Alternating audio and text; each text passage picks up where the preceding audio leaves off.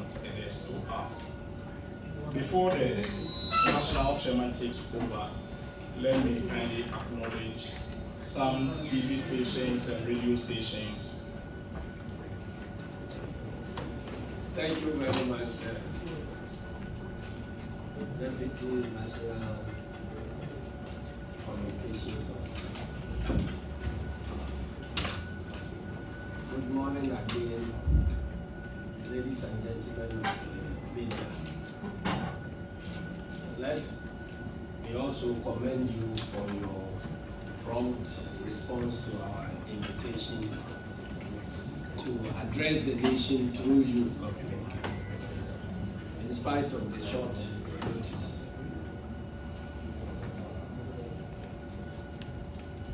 We have decided to go slow on addressing the media so that we don't inflame passions and tensions that usually attend elections such as the one we just gone through. But it seems to us that our silence is being taken advantage of by both the Electoral Commission and the New Patriotic Party to continue with the impunity they have been known for the past 8 years. The subject of today's presser has to do with what is happening at the police training school in Tesano. Some people call it re-collation, some people call it collation, and so on. Whatever name you call rose, it will still smell sweet. And a decorated donkey still remains an ass. It cannot be turned off. We in the NDC believe that what is happening at the police training school amounts to illegality. It is not founded on any laws of our elections. Neither is it based on any consensus that has been reached between the parties and the Electoral Commission. And so we want to inform the nation and to give notice to any officials of the Commission and the police who are involved in the perpetration of that illegality, to know that there could be consequences of their actions in future. We know the process of our elections is quite clear. After voting, votes are counted and the results entered on what we call the result declaration forms, or the pink sheet, and the presiding officer at the polling station proceeds to announce the outcomes at the polling stations, after which all party agents sign and then are given copies of the results. The reason is that everybody will be having the same figures simultaneously. That is one of the most important checks in our elections. And that is why we always say that elections are won or lost at polling stations. Now, after what has been declared at the polling station, the law requires the presiding officer to paste a copy of the result declared at the polling station at the place where the election took place. And then, after all these declarations have been done at the various polling stations, then the parties, together with the Electoral Commission, will now meet at the Constituency Collation Center, where the originals of the results declared at the polling station, which will be in the possession of the Electoral Commission, will be produced, and tallies are made out of that EC copies.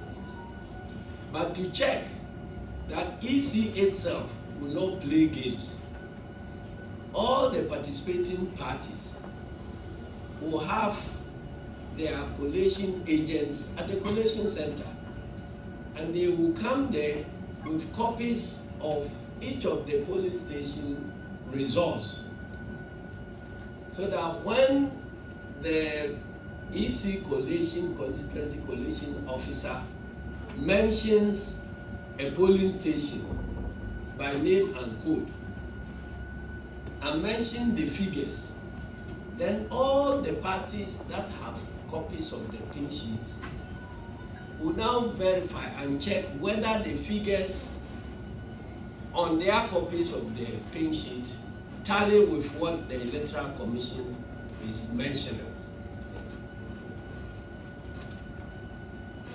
This provision is a check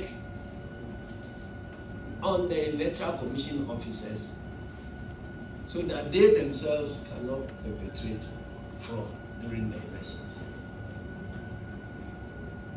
Now, after we all agree on the figures as mentioned, because if everything is right, all the figures must tally, because the pink sheets are filled in quadruplicate, duplicate, quintuplicate, or whatever the case may be, depending on the number of candidates. So everybody will have the same copy. So the moment figures change, and you find parties holding different documents with different tallies of votes, then there is a big problem. And that problem cannot be pinned on a single political party, because the same way political parties are capable of perpetrating fraud, the Electoral Commission officers also are capable of perpetrating the same fraud. So you need to find a way of looking at it so that you can identify who did the wrong thing. But whatever happens, at the end of the collation at the constituency collation centers, the results are entered also the collation sheet and are signed and certified and pronounced upon by the returning officer. And in our elections, in our general elections, you have two categories of returning officers. The returning officer for parliamentary elections and the returning officer for presidential elections. And they alone have exclusive powers to pronounce the outcomes of the elections, and nobody else. That is why it takes the chairperson of the Electoral Commission, who is the designated returning officer for presidential elections, to pronounce on the presidential elections. No other person can pronounce on the presidential elections apart from the chairperson of the Electoral Commission. In much the same way, at the constituency level, the law mandates only the returning officer in the constituency to pronounce on the outcomes of the parliamentary elections in those respective constituencies. No other person. The chairperson in Accra of the Electoral Commission cannot pronounce the outcomes of the parliamentary elections in any constituency. The regional directors of the EC cannot pronounce on the outcome of constituency elections, even though they may be superior officers to the constituency returning officers.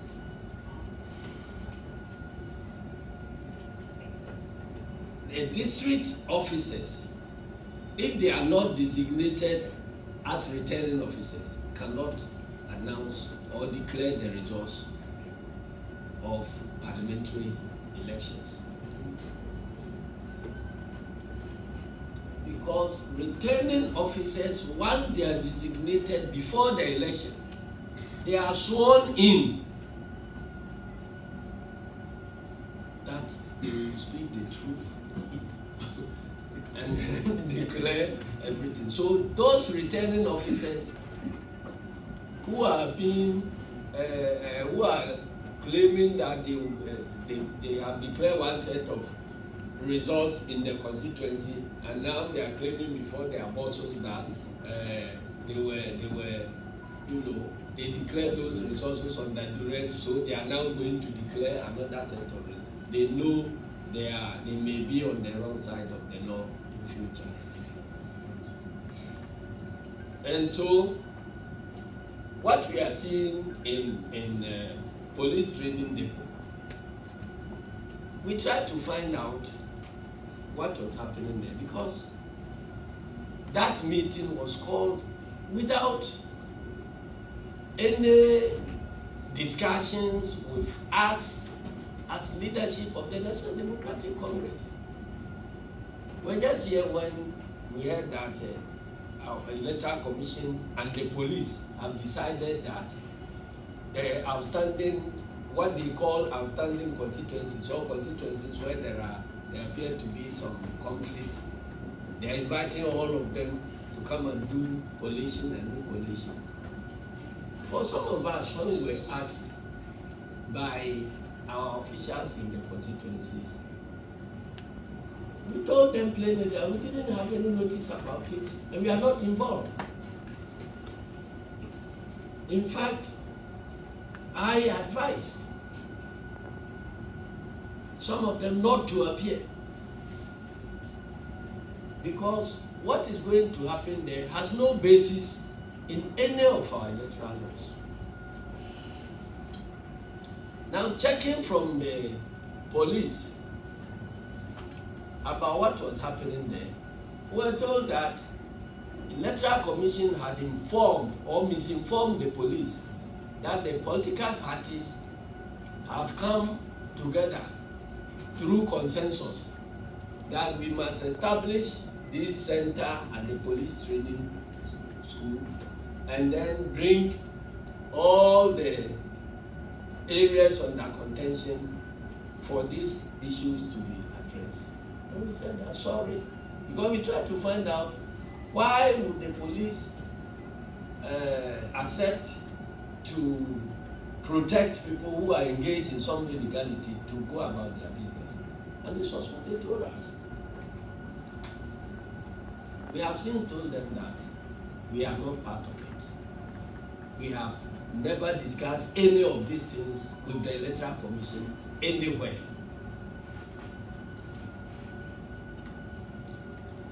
And so we, whilst monitoring, we heard yesterday that Fantiakwa North constituency, whose results had been collated and declared at Bebro, had now been recollated at police training depot and declared by somebody who is other than the returning officer.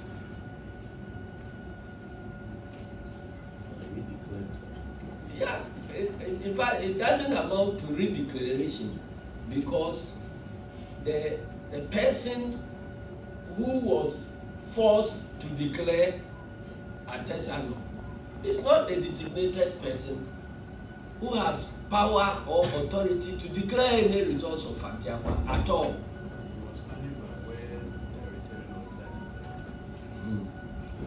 So, and that person was standing by the returning officer in Bebro when the returning officer was declaring the results.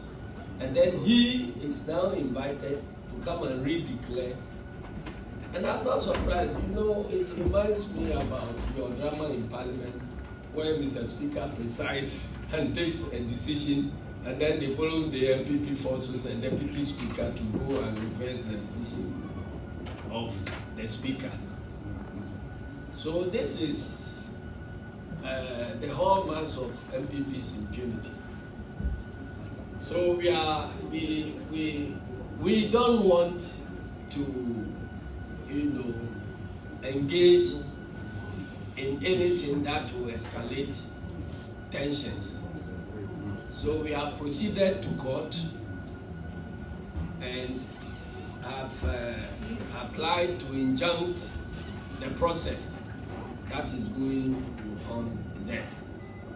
And we hope we are putting the Electoral Commission and all other people involved in that illegality on notice that what they are doing amounts to an illegality. If they choose to proceed, then they will be ready for the consequences. The staff of the commission who are engaged in this illegality, there will be consequences for them in future. And let me also advise some other influential people in society. I hear that in some places, chiefs are involving themselves in this electoral process and putting pressure on commission officers not to proceed to do their work according to law. We are also advising Nanano that it is for very good reasons that the Constitution provides that Nanano should not be involved in active partisan politics. But if they choose to descend into the arena of controversy, then they know the consequences will be obvious. So we are advising Nanano to conduct themselves, those as many of those who are involved, to conduct themselves as chiefs of all the contestants and not to enter into this arena of controversy. Because if you present yourself as a politician, we will treat you as a politician. If you present yourself as a competitor, we treat you as competitor. If you present yourself as a contestant, the other contestants will treat you as such. And I don't think it will be good for us, because the provision in the Constitution barring chiefs from participating in this active politics has at least served our democracy that far. And so we are advising the government to take note of that and contribute their quota by way of peace building rather than entering the arena of controversy. Now, I heard my junior brother Asiedu Nketiah, who having rejected the position of minority leader, is now on his way to becoming a micro minority.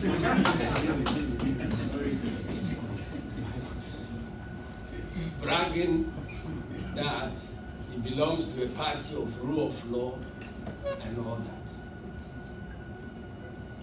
Who doesn't know about MPP?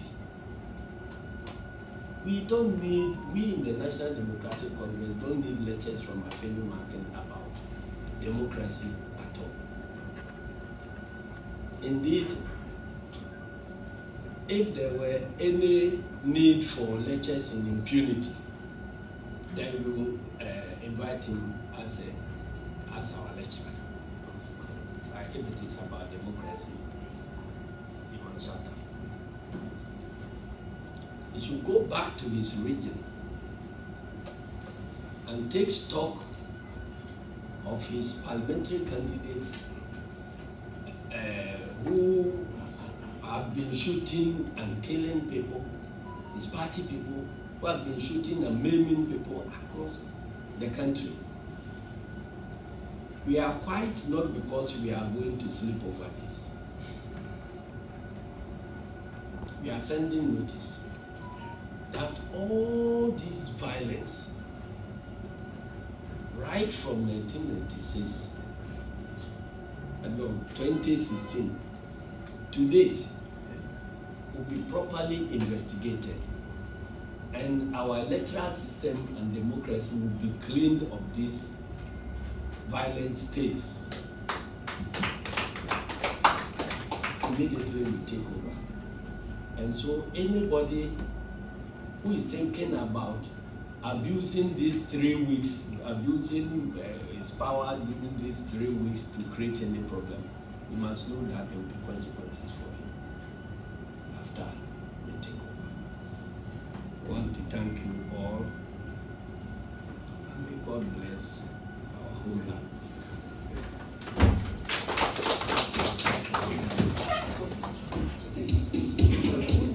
Okay, please. No, if you want, well, if you want to ask any questions. Any question? We are sure the CID director is dodging the injunction you sent. A post is on CTFM by the Rashid computer that the CID director is blocking the service of the injunction. Okay, thank you. The next question, please. TV3. Yeah, so just to find out from you, if you've informed the IGP about what is happening at the police training school, because as the head of the police service, he should be. Okay, right. Next so one. what happens to the consequences that have been redeclared? Redeclaration of the new consequences as well. Yes. Yes, General, you just told us that. I'm still general. You just told us that the process ongoing at the police training school, the NDC as a party was not informed. Yes. You've come to the conclusion that you are placing an injunction on the whole process. Did you arrive at this conclusion because at a point the NDC as a party realized that members or your candidates who were declared winners are now turning to losers? Was that a position? Is that a position of the NDC? Okay. No. All right. Yes, GH1. Yes, so you think that what is happening is illegal, but we've seen that, and that results must be declared as a consequence. But we've seen that other results were declared at the EC regional office here in Accra. We used to hold the same position on that. All right. All right, so that will be all.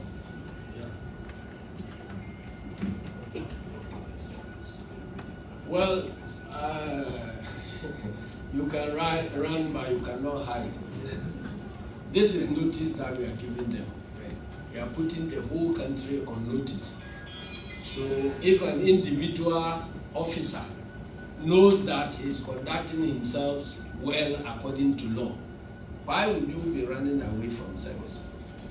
So the fact that they are running away from service means that they intend to become fugitives of the law, and you know what it means when you get arrested. The injunction application has already been served on the Electoral Commission.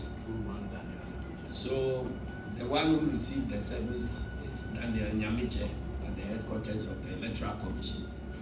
So, Electoral Commission has been served. Bosman Asare, Dr. Bosman Asare has acknowledged receipt of the application, and the Director of CID, Faustina Andokofi, appears to ignore the process and has asked the EC to continue. So if Andokofi is allowing the process to continue, she will bear the consequences.